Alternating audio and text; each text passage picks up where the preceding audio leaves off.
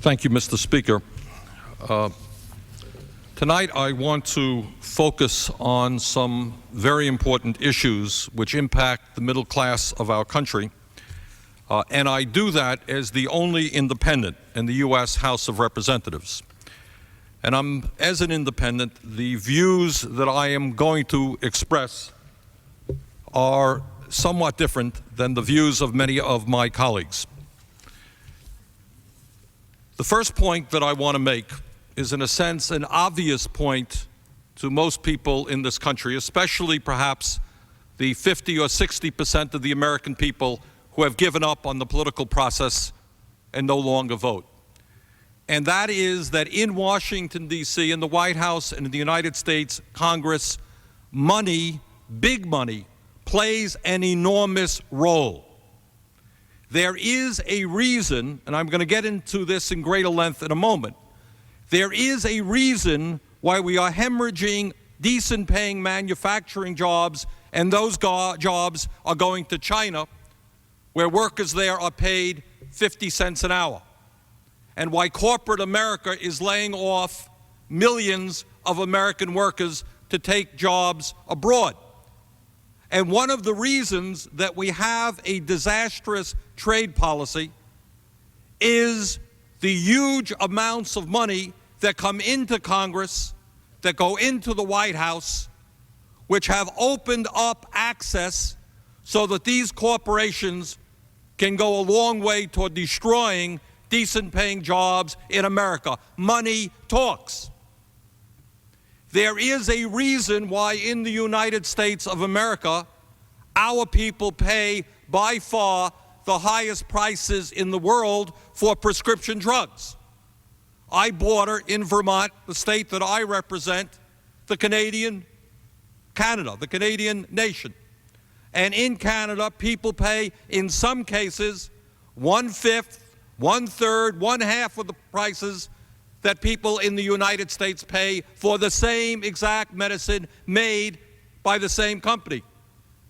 There is a reason for the fact that in the United States we are the only country in the industrialized world that does not, in one form or another, regulate the drug industry and prevent them from charging Americans any prices they want. And that reason is big money. Pharmaceutical industry contributes huge amounts of money to members of Congress. They have lobbyists running all over this place. Several years ago, when the President of the United States had a major fundraiser, there was the pharmaceutical industry up there on the dais with them. There is a reason why the United States today is the only nation in the industrialized world which does not have a national health care program guaranteeing health care to all people. And that reason is money coming into Washington, D.C.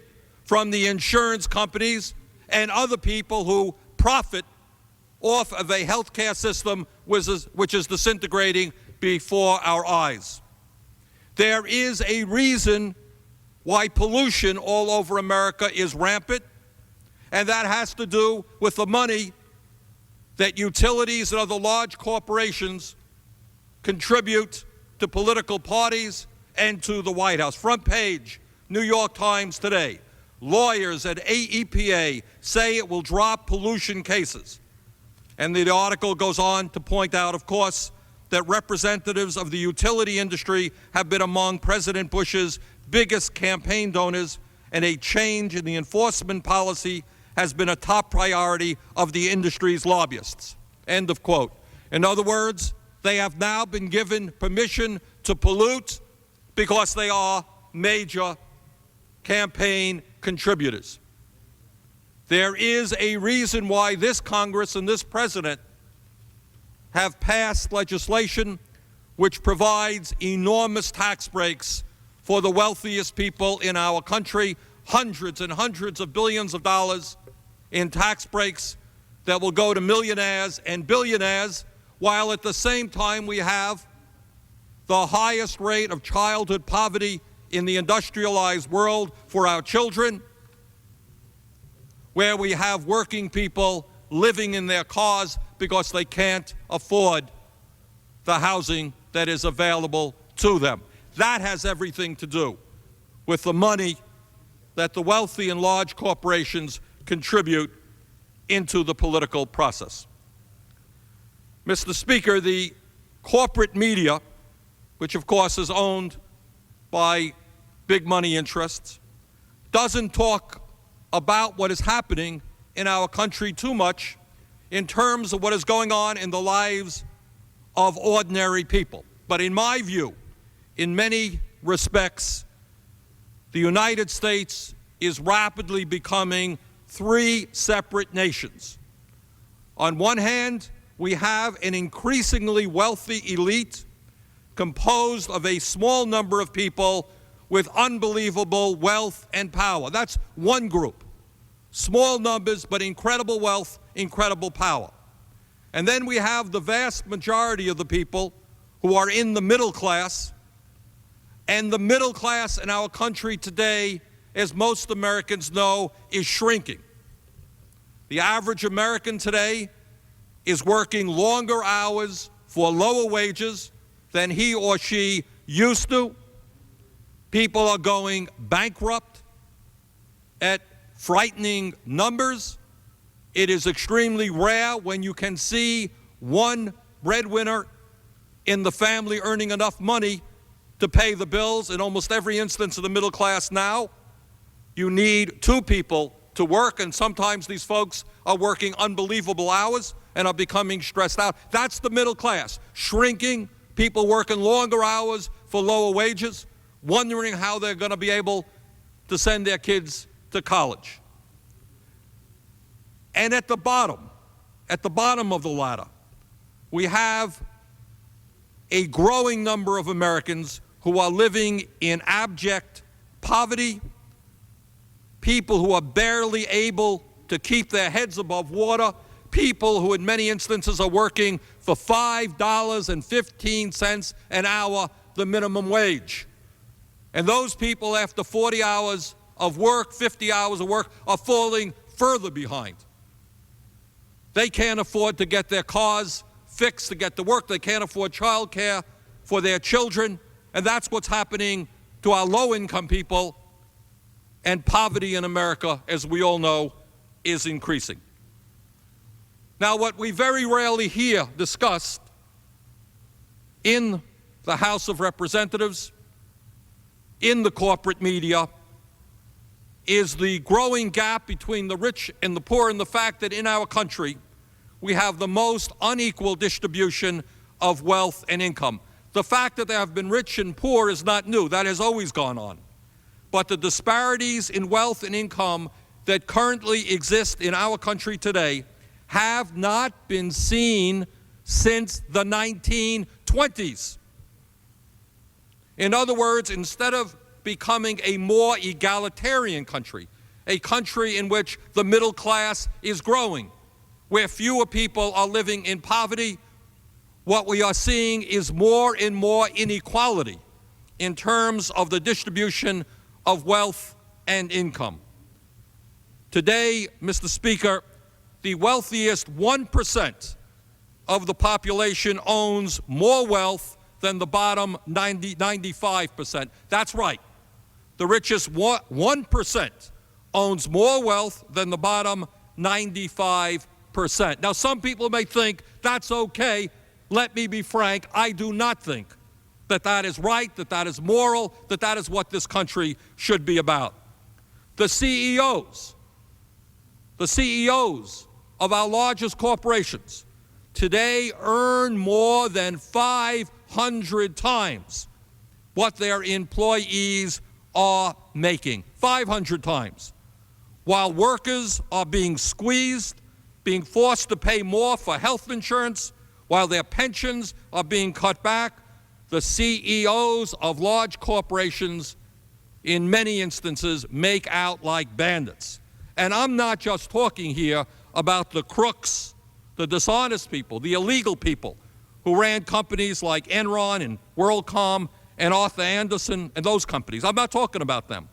I am talking about the highly respected CEOs like the retired head of General Electric, Jack Welch, who, when he retired in 2000, received $123 million in compensation and $10 million a year in pension benefits for the rest of his life. And he did that after throwing tens and tens of thousands of American workers out on the streets as he moved his plants abroad to China, Mexico, and other countries. Good job, Jack. You're sure worth $123 million now that you've laid off tens of thousands of American workers. I'm talking about people like Lou Gerstner of IBM, who from 1997 to 2002 received $366 million in compensation while slashing the pensions of his employees and the health care benefits of IBM retirees. Right on, Lou. $366 million for you, cuts in pensions and health care benefits for your retires. Great American. I'm talking about C.A. Hemble, Jr. of Bristol-Myers Squibb, who received almost $75 million in 2001 while helping to make it impossible for many seniors in this country to purchase prescription drugs because they are priced so high. Today, the nation's 13,000 wealthiest families, who constitute 1/100th of 1% of the population, receive almost as much income as the bottom 20 million families in the United States. That, to my mind, is not what America is supposed to be. New data from the Congressional Budget Office shows that the gap between the rich and the poor in terms of income more than doubled from 1979 to 2000. In other words, we're moving in exactly the wrong direction. The gap is such that the wealthiest 1% had more money to spend after taxes than the bottom 40%. The richest 2.8 million Americans had $950 billion after taxes, while the poorest 110 million had less, 14.4%. Mr. Speaker, it is increasingly common to see in my state of Vermont and all over this nation, to see working people working not at one job, not at two jobs in order to pay the bills, but in more instances than we can imagine, working 3 jobs, working incredible hours, not 40 hours, but 50 hours, 60 hours. Is this what the new global economy is all about? Seeing men and women all over America working 1, 2, 3 jobs with minimal benefits. Now, when I was growing up, the expectation of being in the middle class, I know this is a very radical concept that some young people might find difficult to understand, but the concept then, before computers, before the explosion of technology, the concept of being in the middle class in those days was that one person in a family could work 40 hours a week and earn enough money to pay the bills and take care of his or her family. Imagine what a radical idea that was, one person. The reality now is that we find very few families in the middle class where one person works 40 hours and earns enough money to pay the bills. In terms of what is happening to the middle class, we have lost over 3 million jobs in the last 3 years, and with 9 million workers unemployed, unemployment is over 6%. That's a serious problem, but in truth, the unemployment situation is far worse than that, because official unemployment statistics do not include those workers who are no longer actively searching for work. So if you're in a high unemployment area and there are no jobs and you're not actively looking, you're not included. Those figures do not include workers who are working part-time because they can't find full-time work. Those figures do not include PhDs who are driving cabs and skilled workers who are doing unskilled labor because there are no jobs around that fit their skills. But nonetheless, we have 9 million people who are unemployed. Importantly, of the 3 million jobs that we have lost over the last 3 years, 2.7 million were in the manufacturing sector. And this is an issue that I want to spend a moment on, because what is happening in our manufacturing sector today is a disaster for this country and bodes very, very poorly for the future of our nation. The bottom line is, and Congress must finally recognize this, our trade policies are failing.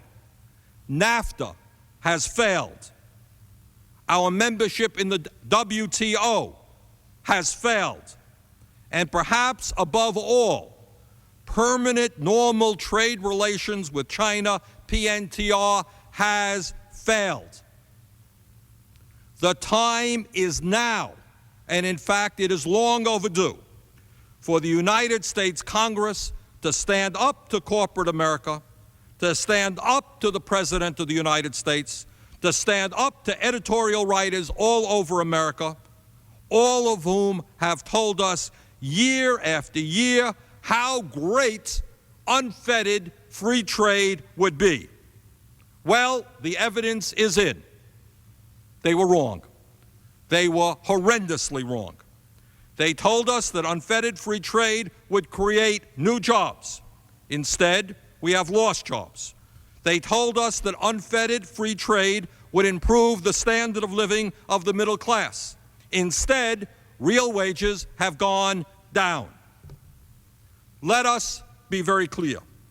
The decline of manufacturing is one of the reasons why our middle class is shrinking and why wages for middle class workers have declined. When we talk about the loss of 3 million jobs in the last 3 years, we should appreciate that 90% of those jobs were lost in manufacturing.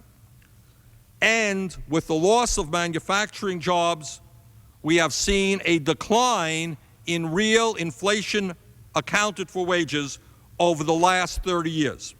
Today, American workers in the private sector are earning 8% less than they were in 1973, 8% less. Now, just think about that for a moment. In the last 30 years, there has been a revolution in technology. We all know that. We all know what computers have done, what email has done, what faxes have done, what cell phones and satellite communications have done. We know what robotics in factories have done. In other words, we are a much more productive nation than we were 30 years ago. Almost every worker is producing more.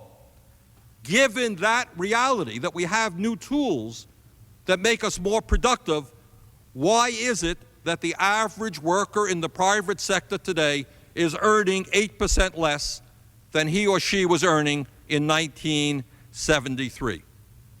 This is a major issue that we've got to put up there on the radar screen, and an issue that needs to be discussed all over our country. Let's be honest about it.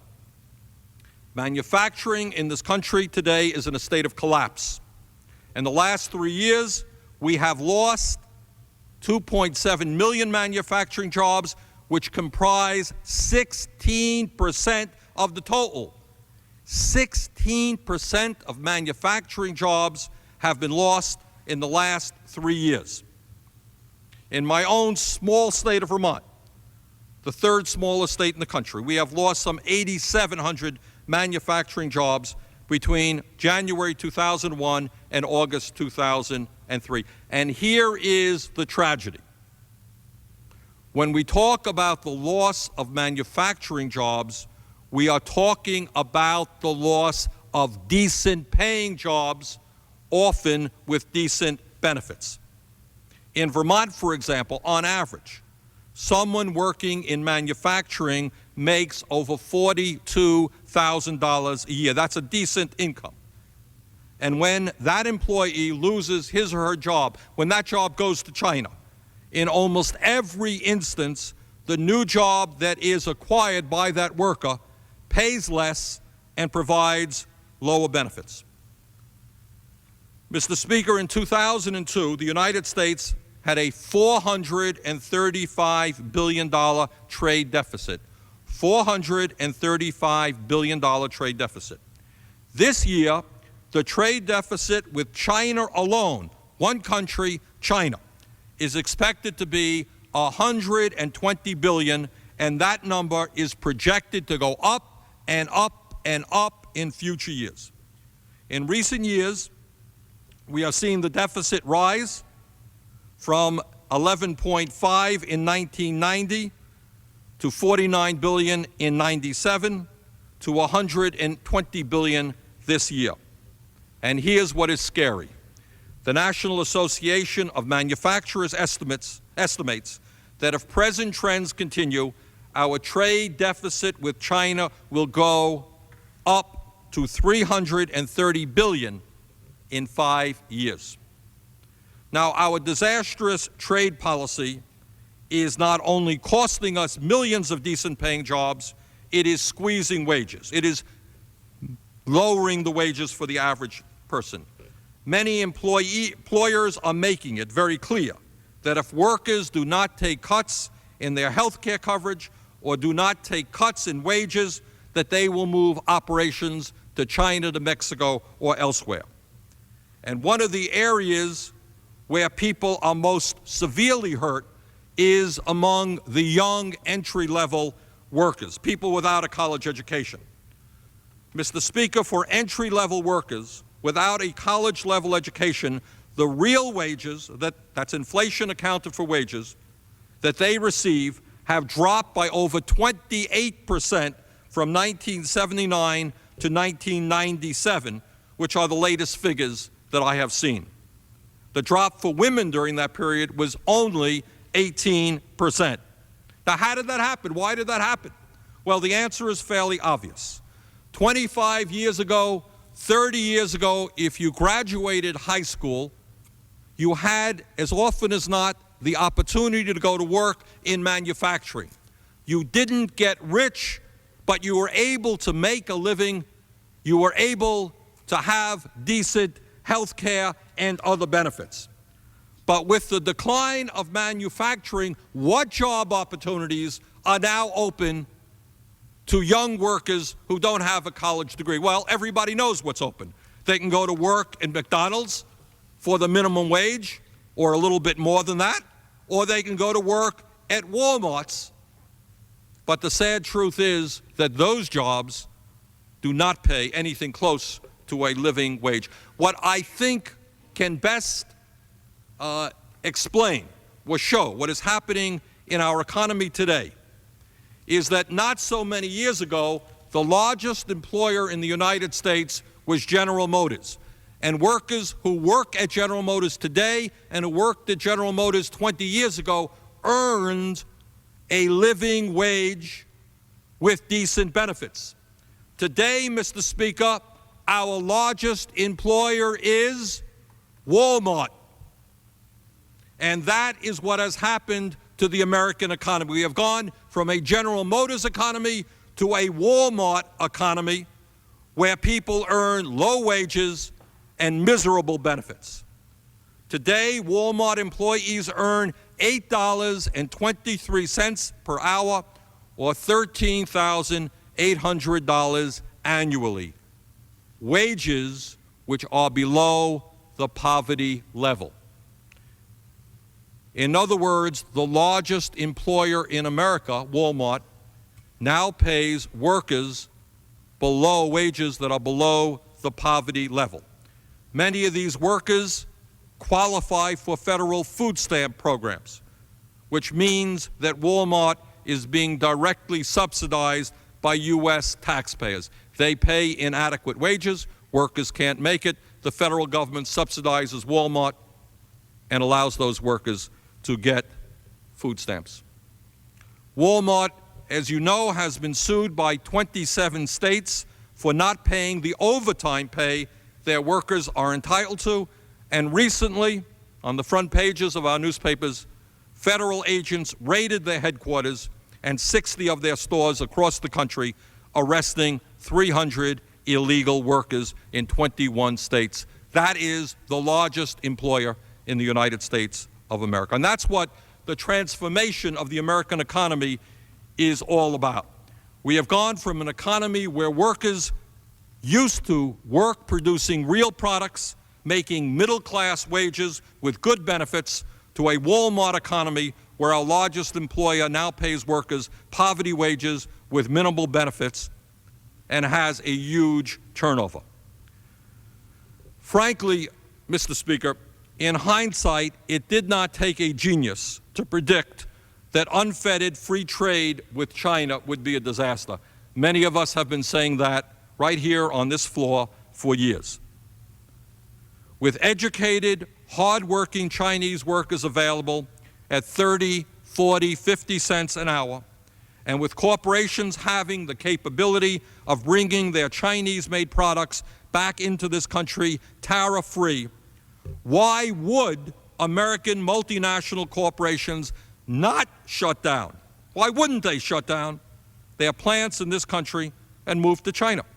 Doesn't take a genius to figure out that that is what they would do, and that is what they are doing. Should anyone be surprised that Motorola eliminated 42,000 American jobs in 2001 while investing $3.4 billion in China, or that it plans to invest $10 billion there by 2006?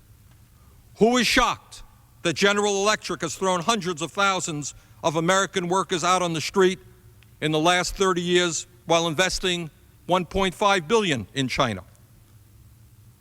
From 1975 to 1995, GE eliminated 269,000 jobs in the United States.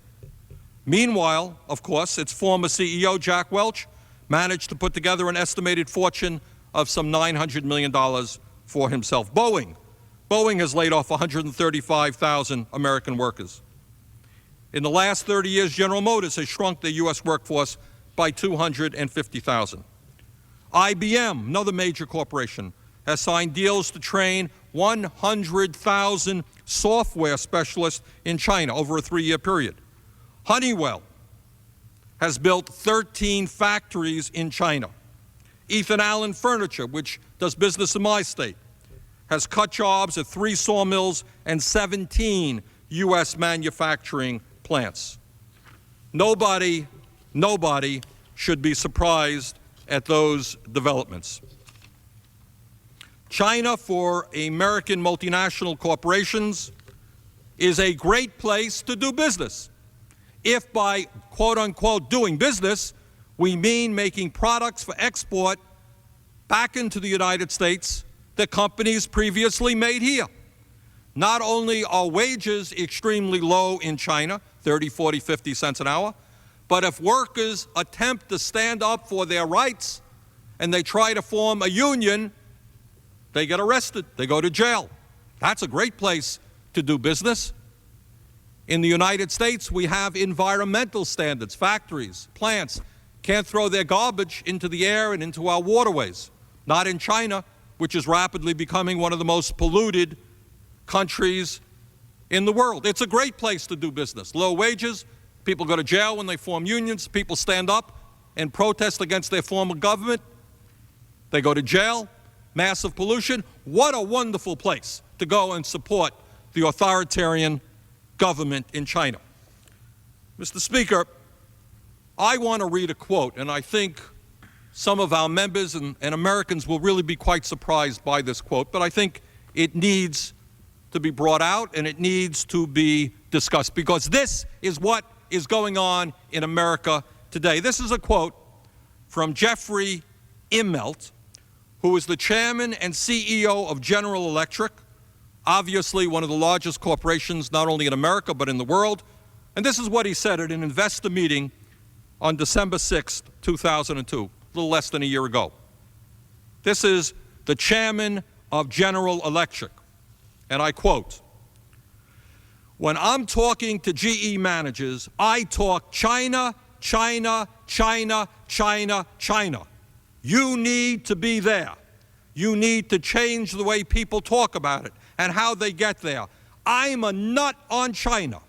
Our sourcing from China is going to grow to $5 billion.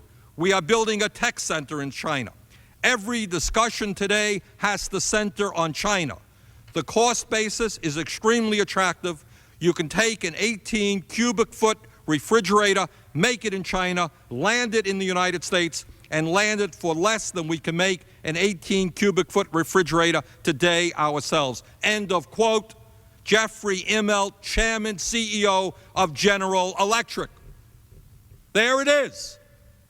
This is not an American company.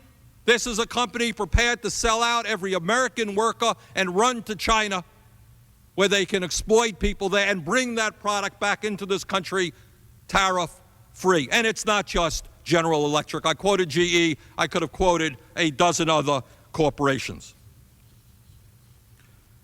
Mr. Speaker, the trade problem with China is now so severe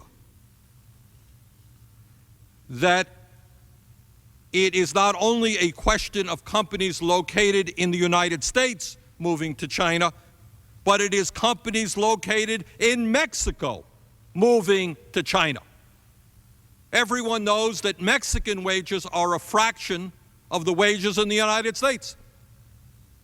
But for many American corporations and international corporations, wages in Mexico are too high, which is why hundreds of factories have shut down there and have gone to China, causing major problems for Mexico. Mexico can't compete with China. And we signed a trade agreement with them which says that American workers are supposed to compete against the desperate people of that country. Over the years, advocates of unfettered free trade have tried to gloss over the bad news about the decline in factory employment by promising that a new high-tech economy was in the making. It would be a new economy in which millions of workers, young people, would be able to be sitting in clean offices, working behind their computers, earning $50,000, $60,000, $70,000 a year. We don't have to worry about those old factory jobs. Let them go to China, Mexico, because we have all of these high-tech jobs. They're going to pay people really good wages. That's what they told us. Don't worry about blue-collar jobs. We've got the white-collar jobs. Unfortunately, Mr. Speaker, the advocates of free trade are wrong again. We now know that blue-collar manufacturing jobs are not the only casualty of unfettered free trade. Estimates are that some 50,000 to 60,000 high-tech, white-collar jobs have been lost in this country in the last 2 years, and that many of them have ended up in India. When Americans argue with the phone company about whether their phone bill is right or wrong, you're not going to be talking to somebody in Boston, New York City, and Los Angeles. More often than not, you're going to be talking to somebody in India. That's who you're going to be talking to, more and more. And that whole phenomenon of outsourcing information technology jobs is happening more and more. According to Fiasco Research, a major consultant on this issue, they say, and I quote, over the next 15 years, 3.3 million U.S. service industry jobs and $136 billion in wages will move offshore. The information technology industry will lead the initial overseas exodus. And that is from Fiasco Research. According to Booz Allen Hamilton, companies can lower their costs by as much as 80% by shifting tasks such as computer programming, accounting, and procurement to China. That is your job going abroad. Among many other companies moving high-tech jobs abroad is Microsoft, which is spending $750 million over the next 3 years on research and development and outsourcing in China.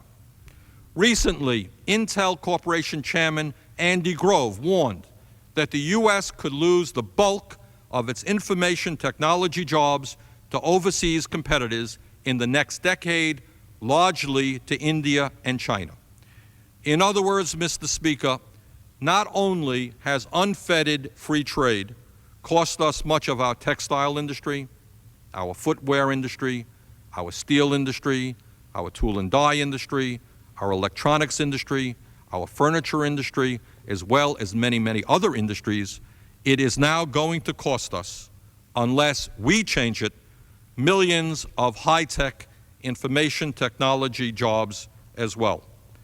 Mr. Chairman, Mr. Speaker, I want to place into the record a recent press release from the University of California at Berkeley.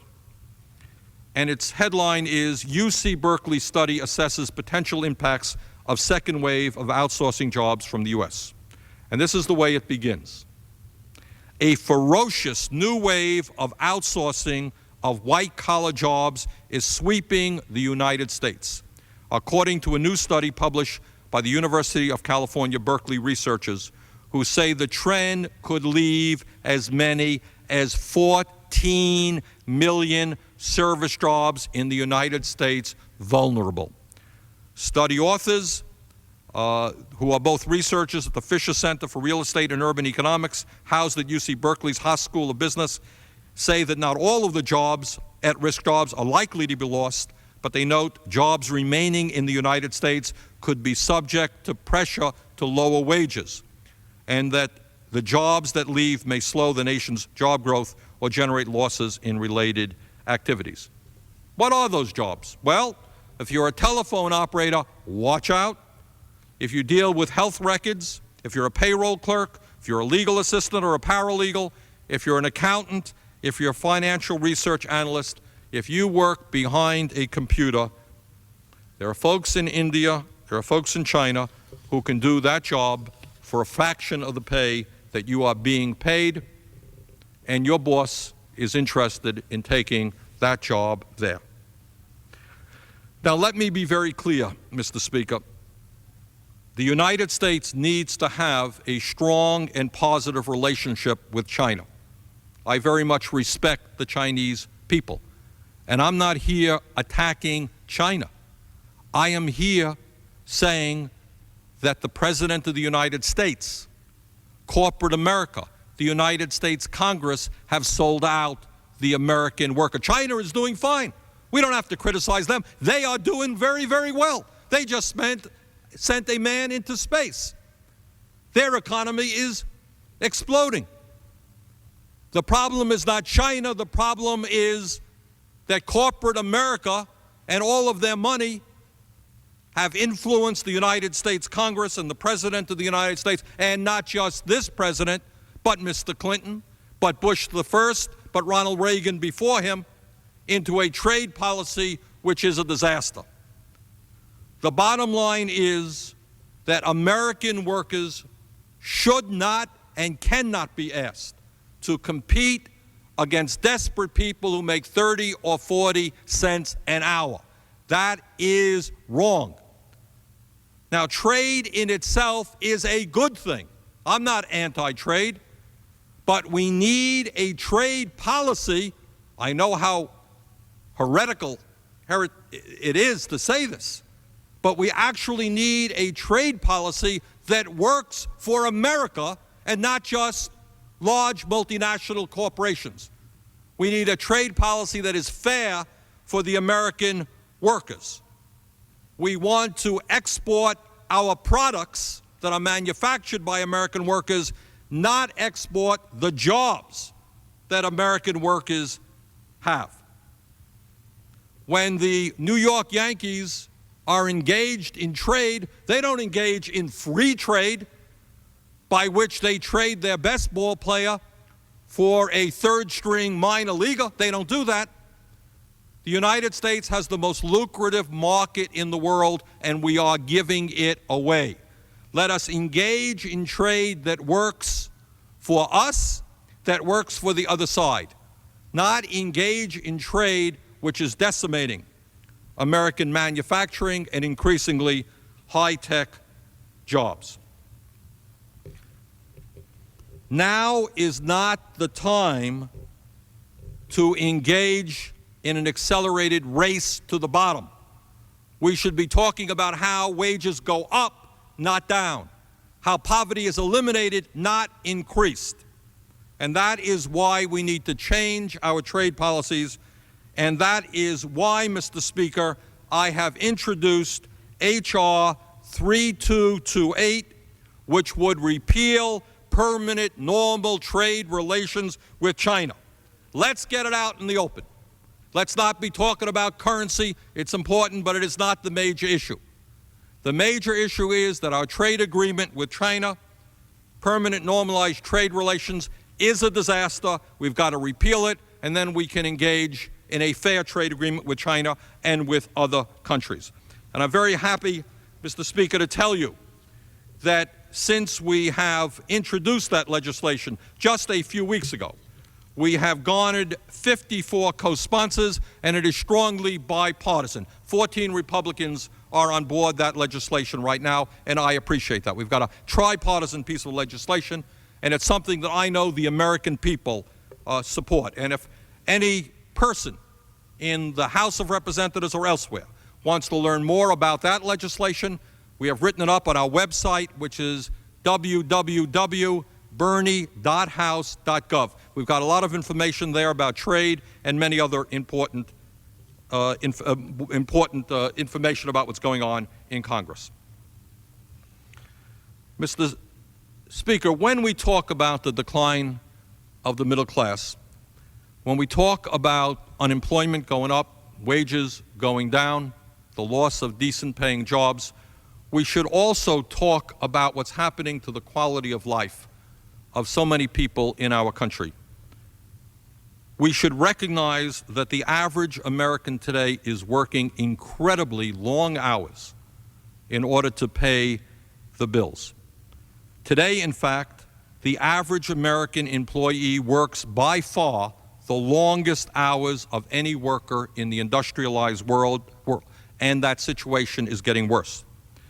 According to statistics from the International Labor Organization, the average American last year worked 1,978 hours, up from 1,942 hours in 1990. That's an increase of almost 1 week of work.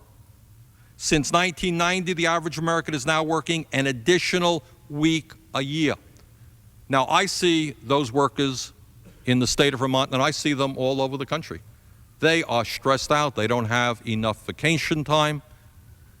They are working day and night just to pay the bills. And again, we want to ask ourselves this simple question. What is going on in our country when we have increased productivity, more technology, and yet more and more workers are earning lower real inflation accounted for wages, and they're working incredibly long hours? What is going on in our economy? And the bottom line there is that we have got to begin to create an economy that works for the middle class and not just for the very, very rich. We've got to create an economy where people are earning more income so they could work fewer hours, so they have more time to spend in leisure and with their kids and with their families. I have talked, Mr. Speaker, about what is going on with the middle class. I've talked a little bit about the conversion from a manufacturing society, a General Motors society, to a service industry economy, a Wall Street economy. But let us look for a moment at those people who are not even in the middle class. They haven't made it into the middle class. Those people who are living in poverty. And sadly, Mr. Speaker, while the rich become richer, 1.3 million more Americans became poor and entered poverty just in the last year. We now have 34.8 million people who live in poverty. In the midst of those people, Mr. Speaker, and what is happening, people, we have got to ask about the 11 million Americans who are trying to survive on the pathetic minimum wage of $5.15 an hour. And I wonder how it is that in this great institution, We could lower taxes for billionaires, but I have not heard one word from the President of the United States about the need to raise the minimum wage above the pathetic level of $5.15 an hour. Now, how does somebody survive who makes $5.15 an hour or $6 an hour? Does anybody care? Well, I will tell you how some of them do it. After working 40 hours a week, some of these workers, full-time employees, go to sleep, not in their houses, not in their apartments, but in their automobiles because they can't afford the housing units that are available in their region. And what, Mr. Speaker, about the 43.6 million Americans who lack any health insurance at all? What happens to those people? That is over 15% of our population. And what about the 3.5 million people who will experience homelessness this year? 1.3 million of them children. And what about our elderly citizens who cannot afford their prescription drugs, who shrug their shoulders and nod their heads when doctors write out a prescription because they don't have the money to fill those prescriptions? How many of them die? How many of them see a deterioration in their health? And what about the veterans? The veterans who have put their lives on the line defending this country and then try to get into a VA hospital that they are entitled to get into, but they find out that they have to be placed on a waiting list. They weren't placed on a waiting list when they were going off to fight, but now to get the health benefits that they're entitled to, they are placed on a waiting list. And just last year, the President of the United States, after giving huge tax breaks to the richest 1%, threw over 150,000 veterans off of VA health care. Tax breaks for billionaires, inadequate funding for our veterans. In the last several years, we have seen huge increases in health insurance costs. And with the increase of unemployment, we have seen more and more working people lose their health insurance. And what happens to those people? What happens if you have no health insurance and you have an automobile accident and you end up in the hospital? Well, I'll tell you what happens. You go bankrupt. And the largest single cause of bankruptcy, personal bankruptcy in this country, are for people who cannot pay the medical costs that have been generated because of an accident or an illness. Mr. Speaker, our health care system today is a disgrace and is in a state of disintegration. More and more people are uninsured and more people are underinsured. That is, they have to pay higher and higher co-payments, higher and higher deductibles, higher and higher premiums. There are millions of Americans today who have insurance but who hesitate to go to the doctor when they should be going because they can't afford the deductible and the co-payment. And doctors will tell you that the patients they are seeing today are far sicker than the patients they used to see because people simply cannot afford payments out of their own pocket. To my mind, the only solution to our health care crisis, the only right thing to do to really address the disintegration of our health care system is to do what every other major industrialized nation on earth has done, and that is to move toward a national health care system which guarantees health care to every man, woman, and child as a right of citizenship. The reality of our health care non-system is not only that 43 million Americans are uninsured, not only that more and more are underinsured, not only that we pay the highest prices in the world for prescription drugs, but the reality is that this system is the most wasteful and bureaucratic system in the world.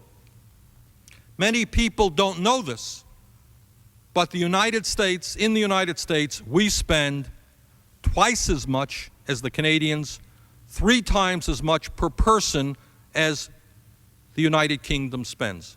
And those countries provide health care to all of their people. And study after study shows that if we moved toward a single-payer national health care system, we can guarantee health care to all of our people, quality health care, freedom of choice for the doctor that you want to go to, and not spend 1 penny more than we are currently spending on our disintegrating non-system. And, Mr. Speaker, that is what we have got to do. We can no longer tolerate the disgrace of tens of millions of people being uninsured, people going bankrupt because they get ill, people delaying going to the doctor. In areas of this country, dental care is a disaster.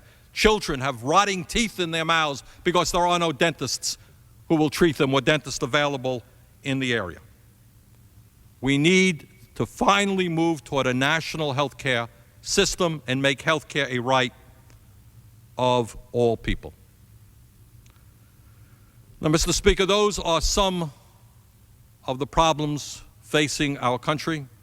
Poverty is increasing, middle class is shrinking, rich are growing richer, large corporations and their CEOs, while they hide behind the American flag and they tell us, oh, how much they love America, they are prepared to throw millions of American workers out on the street and move to an authoritarian China because they can make more money there.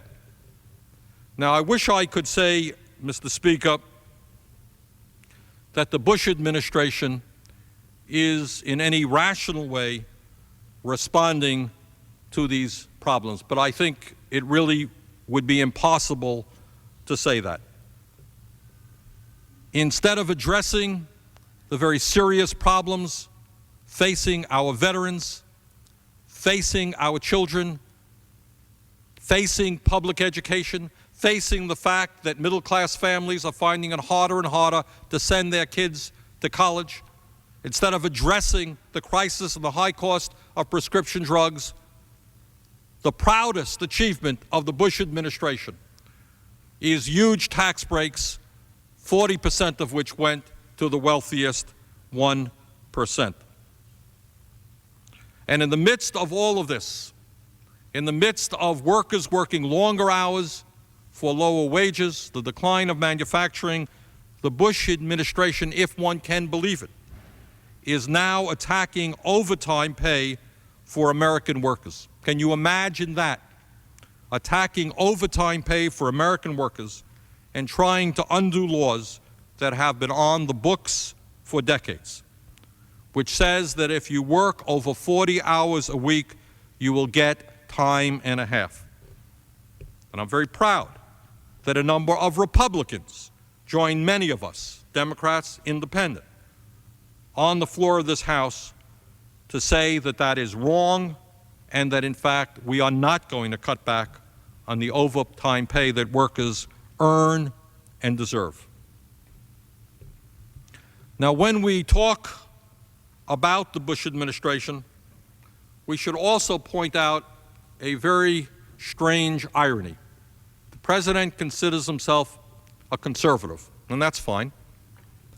But generally speaking, conservatives have told us over and over again, year after year after year, what a terrible thing it is to grow the deficit and grow the national debt. Because when you do that, they have told us, and they were right, you are simply passing on today's problems to our children and our grandchildren. Over and over again, I have heard from these podiums right here how terrible it is to grow the deficit. Well, guess what? We now have the largest deficit this year in modern American history and the largest national debt that we have ever had. And in the midst of that, and accelerating that deficit and accelerating that national debt, are the huge tax breaks that the President and the Republican leadership have given to the wealthy. Now, some people, many conservatives, they say, well, why would a conservative president grow the deficit and grow the national debt? That's not conservative. And let me suggest to you my own view as to why they are doing that. Now, we can all understand that if the wealthy contribute large amounts of money to you, you're going to give them a tax break. I think that's rather obscene, but that's nothing new. That's politics. But there's something more going on here, I think, something that is even more cynical. And that is, I believe, that by driving up the national debt and the deficit, what this president is saying that we will be so deeply in debt that we've got to tear apart many of the important social programs that have protected tens and tens of millions of Americans. It is my opinion that in many respects, this president wants to undo many of the major gains that were won by working people over the last 100 years and bring us back to the 19th century, where workers had no guarantees, and when trouble struck them and their families, they were dependent on charity and the largesse of the wealthy. I think that is one of the reasons why this national debt is going up, so that the president and future presidents will be able to say, we can no longer afford to maintain Social Security. Let's privatize it. We can no longer afford to protect Medicare. Let's privatize it. Let's do away with Medicaid. Let's do away with the Veterans Administration. Let's do away with Pell Grants. We can't afford it. And I think what this administration is doing, and this is the most right-wing administration in modern history, is essentially trying to remove all of the protections that the elderly, the poor, the sick, the young have and were won over the last 100 years. That is what I think is going on, and I think that that is a very, very dangerous trend. Mr. Speaker, let me conclude my remarks by mentioning that this weekend I'm going to be going to Madison, Wisconsin, to participate in a major media conference where we expect some 1,500 people from all over the country. And I want to congratulate some of the organizers of that conference, Bob McChesney, John Nichols, and many others, for putting it together.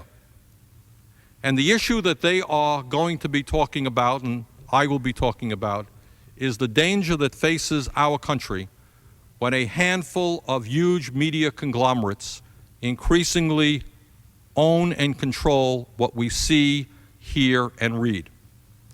On June 2nd, in a rather disastrous decision, the FCC, by a 3-2 vote, voted to make a bad situation worse and to allow even fewer large media conglomerates to control more and more media. And that certainly will be one of the many issues that that conference will be dealing with. I believe it is a very frightening day for democracy when so few large corporations control so much of the flow of information in this country. And if we are not able to overturn that FCC decision, and I and many of us are working hard on that, the day could come in the not-too-distant future where in a community the size of my hometown, Burlington, Vermont, you could have one company owning the major television station, the major newspaper, and a number of radio stations. That is one of the rules that was undone. The prevention of that was one of the rules that the FCC just eliminated. Now, the good news is that the United States Senate, the other body, voted for a resolution of disapproval against that by a 55-40 vote. Liberals and conservatives came together. Democrats and Republicans said, that is not what media should become in America. Mr. Speaker, I have a letter which now has 205 signatures on it, for the Speaker of the House. And it says to the Speaker, let the U.S. House of Representatives have a vote on doing what the other body did. Let us also have the opportunity to vote for a resolution of disapproval regarding the FCC decision.